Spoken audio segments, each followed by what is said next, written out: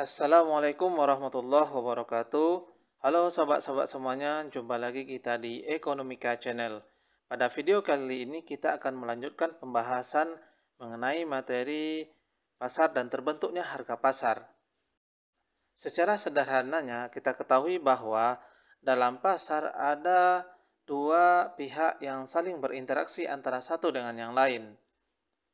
Baik itu dari sisi konsumennya, orang yang melakukan kegiatan pembelian terhadap suatu barang, atau orang yang melakukan permintaan terhadap suatu barang, maupun dari sisi produsen sebagai orang yang menawarkan barang atau menjual barang di pasar.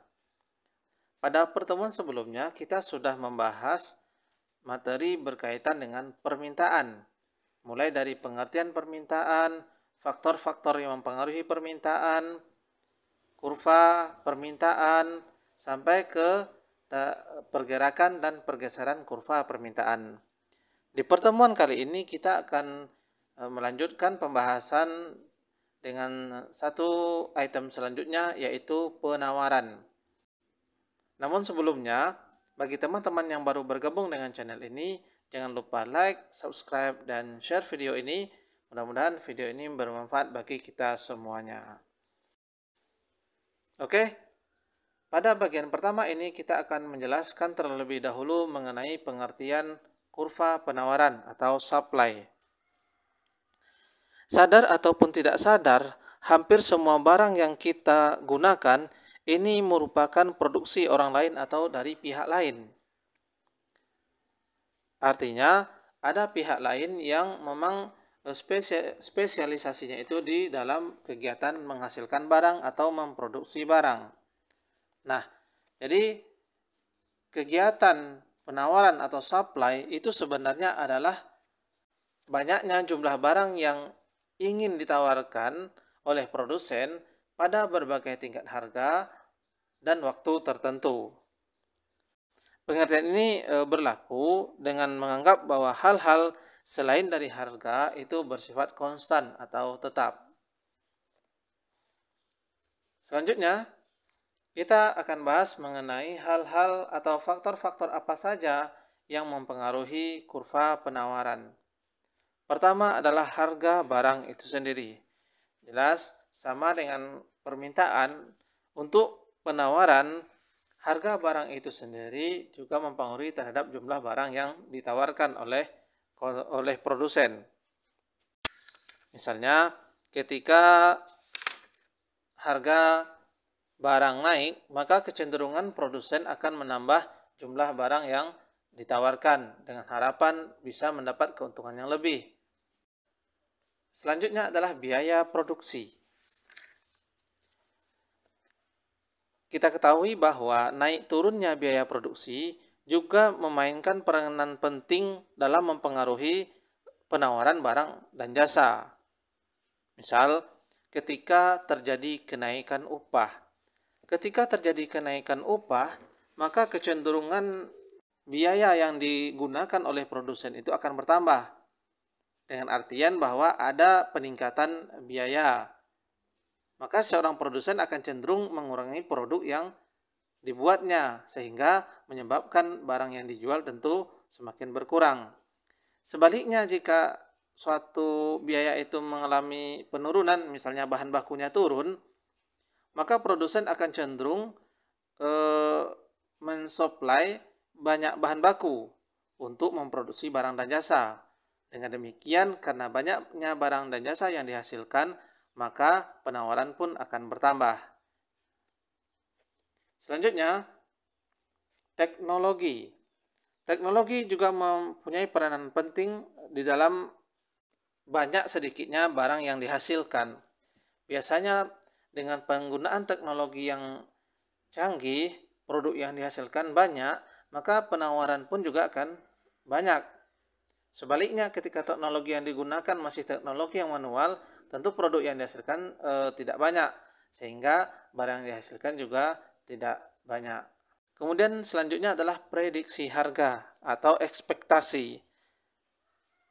Seperti halnya konsumen, produsen pun juga mempunyai harapan atau ekspektasi akan situasi di masa depan.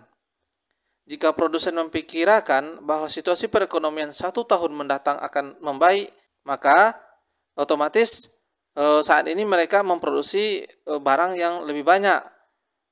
Sebaliknya, jika mereka memperkirakan adanya situasi yang mungkin tidak baik atau memburuk di masa mendatang, maka tentu produsen tidak akan memperbanyak barang yang dihasilkan. Jadi ini prediksi harga atau tingkat harapan atau mungkin ekspektasi yang dilakukan oleh produsen. Jadi juga mempengaruhi ke penawaran barang. Kemudian selanjutnya adalah jumlah produsen. Jumlah produsen ini juga mempengaruhi jumlah barang yang dihasilkan atau jumlah barang yang ditawarkan. Nah, jika sebuah penjualan suatu barang itu mendatangkan keuntungan yang besar, maka akan mendorong produsen-produsen itu banyak terjun ke pasar, sehingga produk yang dihasilkan semakin banyak.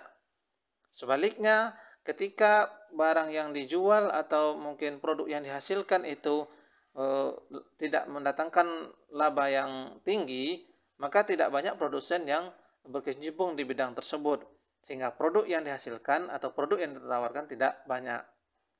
Atau mungkin misalnya yang paling sering kita dengar adalah produsen kue.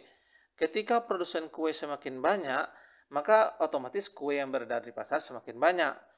Tetapi sebaliknya, ketika produsen kue yang ada di pasar itu tidak banyak atau mungkin sedikit, maka otomatis kue yang beredar atau yang dijual juga sedikit.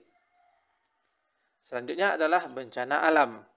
Peristiwa alam tidak hanya memberikan keuntungan kepada manusia, tetapi juga pada situasi lain ini mendatangkan kerugian. Misalnya ketika terjadi bencana alam seperti banjir atau mungkin kemarau yang berkepanjangan, maka misalnya ketika ini terjadi, maka hasil panen misalnya petani padi tentu akan berkurang drastis, maka otomatis penawaran padi di pasaran semakin sedikit. Begitu juga dengan produk-produk yang lain. Ketika terjadi bencana alam, biasanya stok yang ada di pasar atau produk yang ditawarkan semakin sedikit. Next, kita bahas tentang jenis penawaran atau supply. Pertama adalah penawaran individu. Penawaran individu adalah penawaran yang dilakukan oleh satu pihak atau satu penjual. Kemudian yang kedua adalah penawaran pasar atau penawaran agregat, yaitu penjumlahan penawaran individu ditambah dengan individu-individu lainnya, sehingga membentuk yang namanya penawaran pasar atau penawaran agregat. Selanjutnya kita akan bahas mengenai hukum penawaran atau supply. Hukum penawaran adalah hukum yang menjelaskan tentang adanya hubungan yang bersifat positif antara tingkat harga dengan jumlah barang yang ditawarkan, dengan syarat pengaruh selain dari harga itu dianggap tetap atau konstan, atau dengan bahasa lain ceteris paribus. Bagaimana bunyi hukum penawaran? Semakin naik tingkat harga, maka semakin banyak jumlah barang yang tersedia ditawarkan oleh produsen, dan sebaliknya, semakin turun tingkat harga suatu barang, maka semakin sedikit jumlah barang yang tersedia untuk ditawarkan, dengan syarat ceteris paribus. Next, kita gambarkan bentuk kurva penawaran. Nah, sesuai dengan hukum penawaran bahwa misalnya ketika harga sebesar P1, maka jumlah barang yang ditawarkan adalah sebesar Q1. Harganya naik menjadi P2, maka jumlah barang yang ditawarkan sebesar Q2. Kemudian harga semakin naik menjadi P3, maka jumlah barang yang ditawarkan juga akan semakin bertambah menjadi Q3. Artinya, kita ketahui bahwa sesuai dengan hukum permintaan, ketika harga barang naik, maka jumlah barang yang ditawarkan atau yang dijual oleh produsen juga ikut bertambah. Maka kita simpulkan di sini ada hubungan positif antara P dengan Q. Nah, dari titik-titik pertemuan antara P dengan Q ini kita hubungkan dengan satu garis, inilah yang menjadi kurva supply. Nah, kurva supply itu bersifat upward sloping. Kurvanya naik dari kiri bawah ke kanan atas. Atau dengan bahasa lain, kemiringannya adalah positif. Selanjutnya adalah fungsi penawaran atau supply. Fungsi penawaran atau supply dalam bentuk QS sama dengan A ditambah BP. Atau bisa juga dalam bentuk PS sama dengan A ditambah BQ. Di mana QS adalah jumlah barang yang ditawarkan, A merupakan konstanta, dan B adalah koefisien. Kemudian P adalah harga barang. Nah, dari sini kita ketahui bahwa angka di depan Q ini bernilai positif. Angka di depan P juga bernilai positif. Nah, sesuai dengan hukum permintaan, antara P dengan Q itu berbanding lurus. Jadi kalau seandainya di sini Q-nya adalah positif, maka P pun juga harus bernilai positif. Sebaliknya ketika Q-nya di sini minus, maka nilai P pun juga harus bernilai minus. Kemudian kalau seandainya P-nya yang kita posisikan di depan, jadi di sini adalah PS. Nah, angka di depan P bernilai positif, angka di depan Q juga harus bernilai positif. Kalau P-nya minus, maka nilai di depan Q ini min B ini juga harus bernilai minus. Karena hal ini sesuai dengan konsep penawaran antara P dengan Q harus berbanding lurus. Oke, kita lanjutkan dengan rumus perhitungan fungsi supply. Untuk perhitungan fungsi penawaran atau fungsi supply, kita bisa hitung dari rumus P kurangi P1 per P2 dikurangi P1 sama dengan Q dikurangi Q1 per Q2 dikurangi Q1. Atau bisa juga kita dapatkan dari P dikurangi P1 sama dengan M kali Q dikurangi Q1. Di mana M atau gradien itu kita dapatkan dari delta Q dibagi delta P. Contoh soal. Jika harga cabai naik dari 10.000 per kilo menjadi 15.000 per kilo, maka jumlah cabai yang ditawarkan oleh penjual naik dari 10 kilo menjadi 12 kilo. Buatlah fungsi penawaran cabai dan gambarkan kurvanya. Nah, dari soal ini kita ketahui bahwa harga awal cabai atau P1-nya adalah sebesar 10.000. Kemudian yang 15.000 ini berarti harga yang kedua ya atau P2 sebesar 15.000. Kemudian yang 10 kilo adalah saat harganya 10.000, berarti ini adalah menjadi Q1. Dan kemudian Q2-nya sebanyak 12 kilo. Maka kalau kita masukkan dalam rumus P dikurangi P1, P1-nya 10.000 per P2 15.000 dikurangi P1 sama dengan Q dikurangi 10, Q1 per Q2 12 dikurangi Q1 10. Nah, jadi kita dapatkan nanti 12 dikurangi 10 dapat 2 dikalikan dengan P dikurangi 10.000 sama dengan 15.000 dikurangi 10 dapat 5.000 dikali Q1 Q dikurangi 10.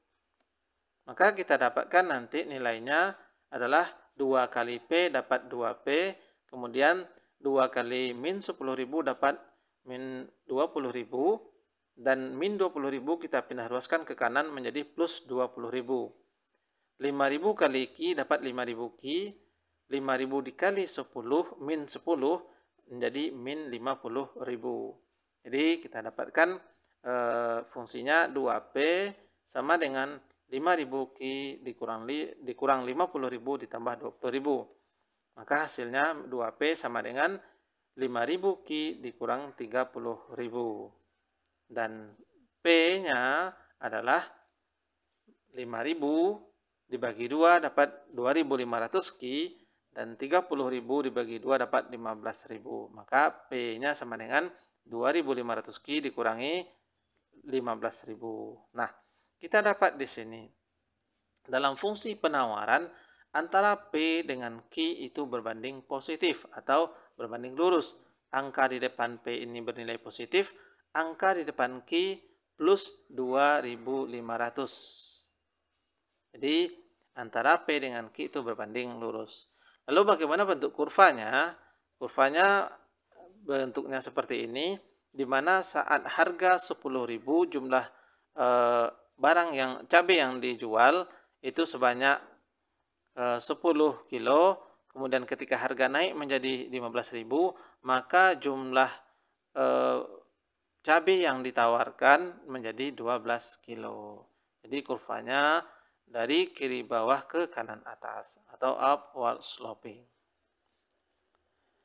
Selanjutnya kita bahas tentang pergerakan kurva supply atau dikenal juga dengan istilah movement along the curve.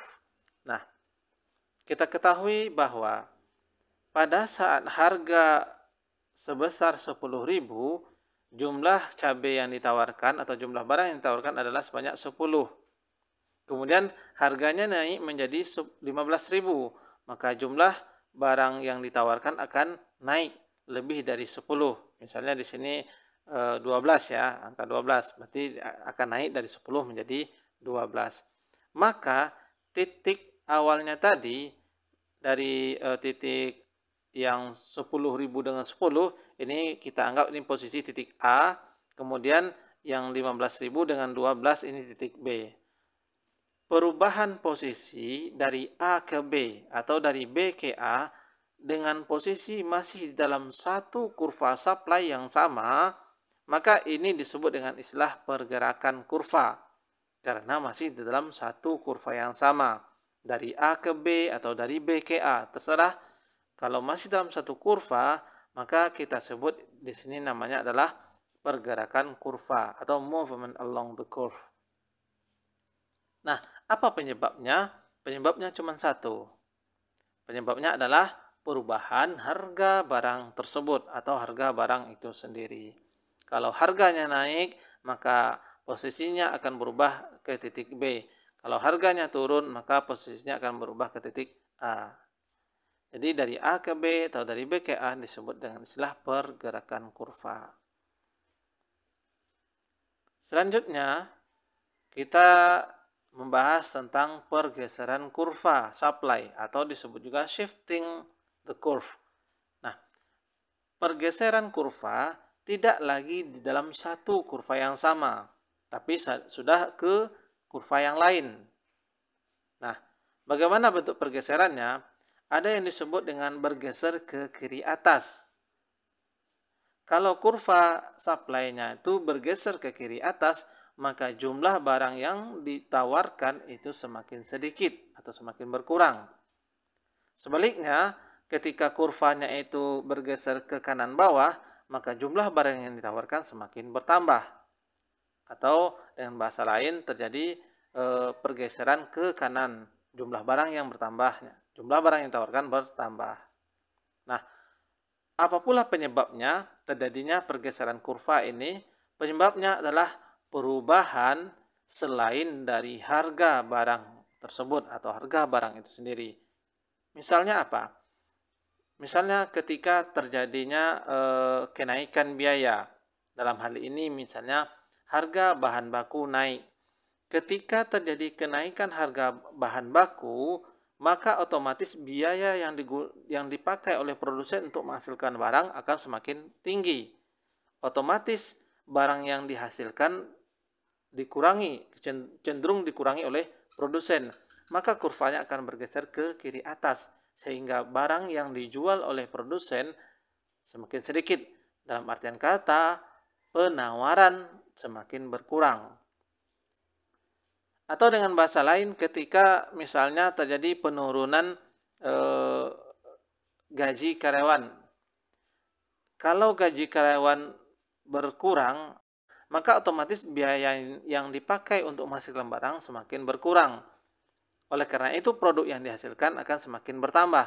Dengan bertambahnya produk yang dihasilkan, maka penawaran pun juga akan ikut bertambah. Kemudian misalnya teknologi. Semakin canggih teknologi yang digunakan untuk memproduksi barang, maka otomatis produk yang dihasilkan semakin banyak.